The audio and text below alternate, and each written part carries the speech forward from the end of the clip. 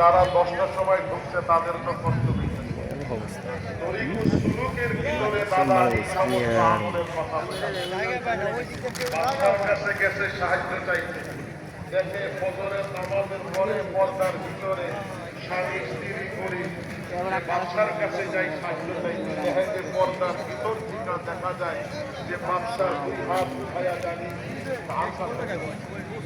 স্বামী বললো এই যে আমরাইছি হের কাছে চাইতে, উনি তো আরেকজনের কাছে দেখছেন কারবার।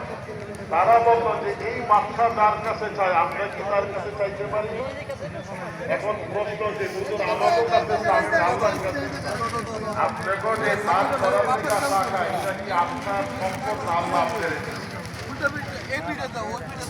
ফাতেমা রাদিয়াল্লাহু তাআলা আনহা অসুস্থ, হযরত আলীর কাছে জীবনে কিছু পায় না।